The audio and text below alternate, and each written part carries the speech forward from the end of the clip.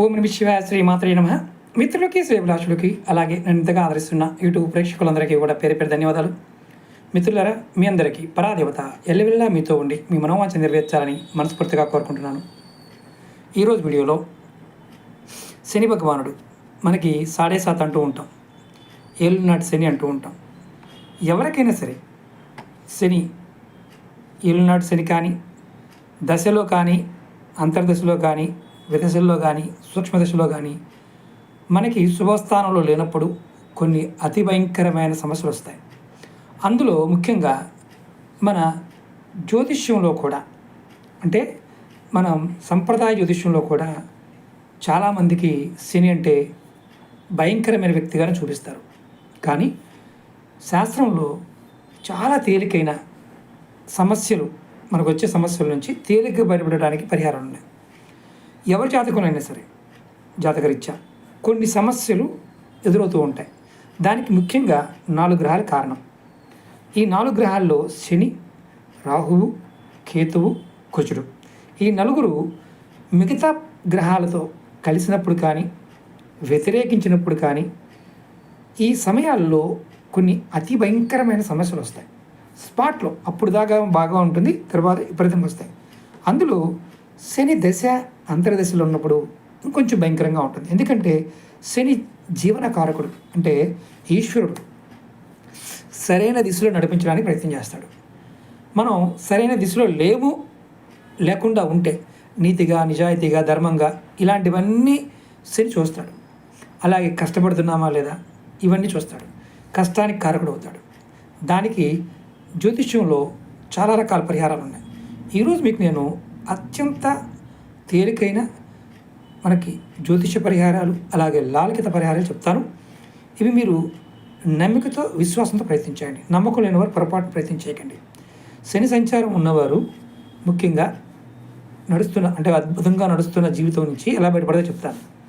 మంచి ఉద్యోగం నుంచి తక్కువ ఉద్యోగానికి వస్తారు. ప్రతివాడు శత్రువులా కనిపిస్తాడు. స్నానం చేయడానికి ఇష్టపడరు. అలాగే బద్ధకం బోళ్ళంత ఉంటుంది, ఒళ్ళు నొప్పులు ఉంటాయి. అలాగే ముఖ్యంగా అందరూ శత్రువులకు కనిపిస్తారు. వాడిని ఏదో చేసేయాలని ఇది ఉంటుంది, కోరుకుంటుంది. అలాగే ఈ సంచారంలో కూడా మనం ముఖ్యంగా భార్య పిల్లలతో కూడా సరిగా ఉండలేరు. ఆరోగ్యం ఏదో ఒక సమస్య వస్తూనే ఉంటుంది. ఇది శనికి సంబంధించిన సమస్య. రాహువు, కేతువు, కుజుడు ఉంటే ఇక ఆరోగ్య సమస్యలు చాలా వస్తాయి, అందులో డౌటే లేదు. వీటిని తగ్గించుకోవడానికి పరిహారాలతో పాటు కొన్ని అలవాట్లు కూడా మార్చుకోవాలి. వీరు ఎవరి మాట వినరు. శని దశ అంతర్దశలో ఉన్నప్పుడు ఎవరి మాట వినరు. పోలీస్ కేసులు, ఆడవారి విషయంలో జాగ్రత్తగా ఉండాలి. ఆడవారి కేసులు కూడా అవుతుంటాయి. అలాగే జంతువుల వల్ల, వాహనాల వల్ల దెబ్బలు తగులుతాయి. కొంతమంది బాత్రూంలో జారిపడి కూడా చచ్చిపోయేవారు ఉంటారు. కాబట్టి కొన్ని సమస్యలు రాకుండా ఉండడానికి పరిహారం చేసుకోవాలి. అలాగే మీకు ఈ వీడియో నచ్చినట్లయితే లైక్ చేయండి, ఛానల్ని సబ్స్క్రైబ్ చేసుకోండి, పక్కనే ఉన్న గంట సింబల్ని యాక్టివేట్ చేసుకొని ఈ వీడియోని 10 మంది మిత్రులకి షేర్ చేయండి. తేలికైంది, అద్భుతంగా పనిచేస్తుంది. మనం రకరకాల పరిహారాలు చేస్తూ కూడా ఇవి చేసుకోవచ్చు. అంటే ఈ దశ మనం నడుస్తున్న వారికి ఒక నిర్దిష్ట సమయాలను మెయింటైన్ చేయాలి. కొన్ని పనులు చేయాలి, కొన్ని పనులు చేయకూడదు. ఎలా చేయకూడదు చెప్తాను. ముఖ్యంగా మీకు ఈ దశలో నడుస్తున్నవారు మధ్యాహ్నం 3 గంటల లోపు ఆ రోజు చేయవలసిన ముఖ్యమైన పనులన్నీ పూర్తి చేయండి. శని మార్గదశలో కానీ, 7.5 నడుస్తున్నప్పుడు కానీ, అంతర్దశలో కానీ, సూక్ష్మదశలో ఉన్నప్పుడు, ఇది ఎవరికైనా సరే, ఆడామ కానీ కాదు, ఎవరైనా సరే ఉదయం నుంచి మధ్యాహ్నం 3 గంటల లోపు ముఖ్యమైన పనులు పూర్తి చేయాలి. రెండవది, మధ్యాహ్నం 3 గంటల తర్వాత ఏదైనా కొత్త పని కానీ, లేదంటే వ్యాపారం కానీ, ఏదైనా ప్రతిపాదన కానీ మీరు చేయకుండా ఉంటేనే మంచిది. అంటే కొత్త వాటిలో 3 గంటల తర్వాత ప్రవేశించకుండా ఉంటే మీకు అద్భుతాలు జరుగుతాయి. వీలైనంత వరకు ప్రయత్నించండి. అలాగే మూడో పాయింట్ ఏంటంటే, ఈ 7.5 సమయంలో, ఏళ్ళనాటి శని సమయంలో సూర్యాస్తమయం తర్వాత వీలైనంత వరకు ఒంటరిగా ఉండడానికి ప్రయత్నించండి. అంటే సాయంత్రం సూర్యుడు అస్తమించిన తర్వాత మీరు ఒంటరిగా కాకుండా మనుషులతో కలవడానికి ప్రయత్నించండి. ఒంటరితనం ఉండద్దు.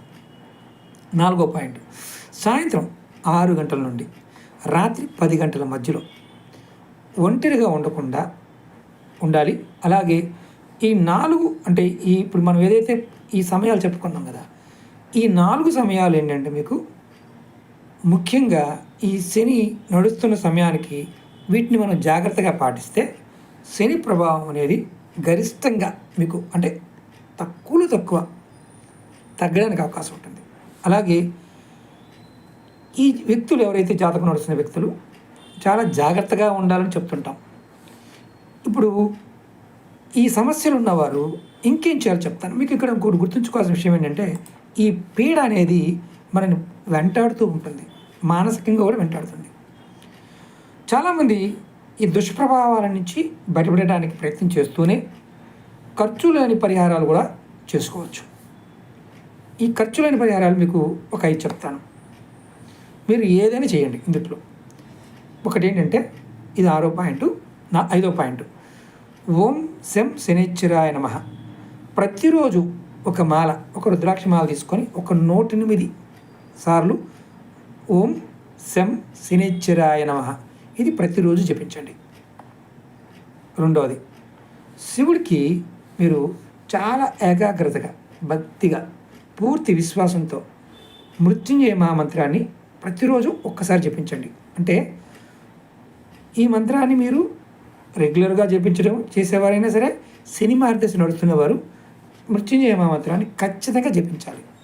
దీన్ని మీరు ఒక్కసారి చేయొచ్చు, 21 సార్లు చేయొచ్చు, 54 చేయవచ్చు, 108 సార్లు చేయొచ్చు. ఇది మస్ట్ అండ్ షుడ్ అనమాట. ఒక్కసారి మస్ట్ అండ్ షుడ్. మాకు పూర్తిగా మంత్రం చదవడం రాదంటే మొన్న వీడియో చెప్పాను. మంత్రాలు బూతులు చదివినా ఇబ్బంది ఏమి లేదు. అంటే మీకు తెలియకుండా చదవడం వల్ల వచ్చే సమస్య ఏమీ లేదని అర్థం. అంటే కొంతమంది అమ్మ బూత్ అండి చేయకూడదు అంటారు. అలాంటిది ఏమీ లేదు, చేయొచ్చు. మీరు దేవుడికి క్షమాపణ చెప్తే చాలు. అలాగే 6వ పాయింట్, మీరు ఎక్కడైనా సరే రావి చెట్టు దగ్గరికి వెళ్ళండి. రావి చెట్టు దగ్గరికి వెళ్ళి మీరు ఎవరైతే శని దశ, అంతర్దశ, విదశ, సూక్ష్మదశ, 7.5 ఈ శనితో పిడిపబడుతున్నారు అనుకునేవాళ్ళు, ఇందులో ఏదో పాయింట్ చేయాలని చెప్తున్నాను. మీరు చెట్టు దగ్గరికి వెళ్ళి చేతులు మీరు ఏంటంటే నమస్కారం చేసి ఒక నువ్వుల నూనెతో దీపం వెలిగించండి. ఇది శనివారం చేయండి. ఒక మట్టి ప్రమిది తీసుకువెళ్ళి మట్టి ప్రమిదలు నువ్వుల నూనె పోసి దీపం వెలిగించండి. ఉదయం 6 నుండి సాయంత్రం 6 లోపు మాత్రమే చేయండి. నైట్ చేయొద్దు, ఇంకా ఎర్లీగా చేయొద్దు. ఇది ఖచ్చితంగా ఏదన్నా అండ్ మీకు దగ్గర అవకాశం ఉంటే ఈ పరిహారం అయినా గుడిలో అయినా చేయండి. అలాగే మీరు శనివారం నాడు ఉపవాసం ఉండి, ఆ రోజు ఉపవాసం ఉండి శివుడికి పూజ చేసి శివ మంత్రాన్ని జపం చేయొచ్చు. ఓం నమ శివాయ అనుకోవచ్చు, నమ శివాయ అనుకోవచ్చు. ఇలా చేయటం వల్ల దీన్ని శని ఉపాసన అంటారు. అంటే ఉపవాసం చేసి మంత్ర జపం చేయటం వల్ల శని ఉపాసన అంటారు.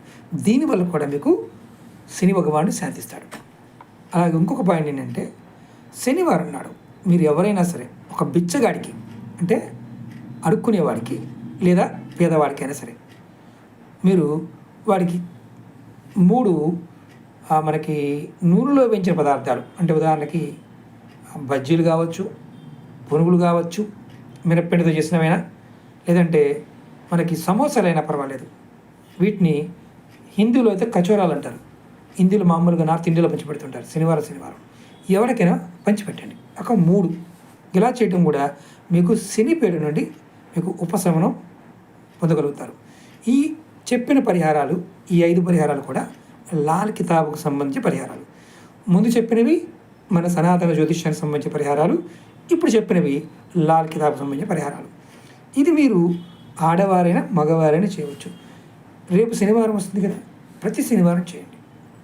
అలాగే ఒక ముఖ్యమైన విషయం చెప్తాను. ఇంకేమీ చేయలేమండి, ఏం చేయలేం. ఉదయాన్నే స్నానం చేయండి. సూర్యోదయానికి ముందు, అంటే సూర్యుడు ఉదయించే సమయం స్నానం చేయండి. ఇంటి దగ్గర నుండి ఎవరైతే దశ నడుస్తుందో వారు రాహు దశ, కేతు దశ, కుజి దశ, శని మహర్దశ, శని 7.5 మీరు ఏం చేస్తారంటే చక్కగా స్నానం చేసి ఎవరితో మాట్లాడకుండా, చెప్పులు వేసుకోకుండా మీ ఇంటి దగ్గర నుండి ఎక్కడ దగ్గర లేదన్నా గుడి ఉంటే, ఏ గుడి అయినా పర్వాలేదు, ఇది గ్రామదేవత అయినా పర్వాలేదు, గుడికి వెళ్ళి 21 ప్రదక్షిణ చేసి గుడి దగ్గర శుభ్రం చేసి చెమట పట్టాలి. మీ ఒంటికి చెమట పట్టాలి. శుభ్రం చేసి అక్కడ కూర్చుని ఆ మూల విరాట్ సంబంధించిన నామాన్ని స్మరించండి. ఇలా మీరు ఒక 41 రోజు చేస్తే మీ జాతకంలో ఉన్న ఈ 4 గ్రహాల ప్రభావం తగ్గుతుంది. ఖచ్చితంగా మార్పు వస్తుంది. మీరు ఎవరైనా చేసిన వారు ఉంటే ఖచ్చితంగా కామెంట్ చేయండి. మీరందరూ ఎవరైతే ఇలా సమస్యలు ఎదుర్కొంటున్నారో వారు ఓం శం శనిశ్చరాయ నమః అని కామెంట్ కొట్టండి. మీరు అలా చేయటం వల్ల కూడా మీ మనసులో ఆ శక్తి అనేది ప్రేరేపబడుతుంది. ఇది ఖచ్చితంగా ఈ తేలికైన పరిహారాలు చేయండి. ఇంకా మీకు మరిన్ని పరిహారాలు చెప్తాను, చాలా ఉపాయాలు చెప్పాను, ఇంకా చెప్తాను. లాల్ కితాబ్ నుంచి, తంత్రశాస్త్రం నుంచి, జ్యోతిష గ్రంథాల నుంచి, అలాగే మన పురాణాల నుంచి కూడా మీకు చెప్తాను. అలాగే మీ అందరికీ నా వినపం ఏంటంటే ఈ వీడియో మీకు నచ్చినట్లయితే లైక్ చేయండి, ఛానల్ని సబ్స్క్రైబ్ చేసుకోండి, పక్కనే ఉన్న గంట సింబల్ని యాక్టివేట్ చేసుకొని 10 మంది మిత్రులకి షేర్ చేయండి. అలాగే మీరు ఎవరైనా జాతక పరిశీలన చేయించుకోవాలనుకున్నా, మీకున్న సమస్యల నుంచి సమాధానం కావాలనుకున్నా వీడియో డిస్క్రిప్షన్లో నెంబర్ ఇచ్చాను. ఆ నెంబర్ కాంటాక్ట్ చేసి అపాయింట్మెంట్ తీసుకొని మీరు మీకున్న సమస్యల గురించి డిస్కస్ చేయవచ్చు. ఒక మిత్రులారా, ఓం నమః శివాయ, శ్రీమాత్రే నమః.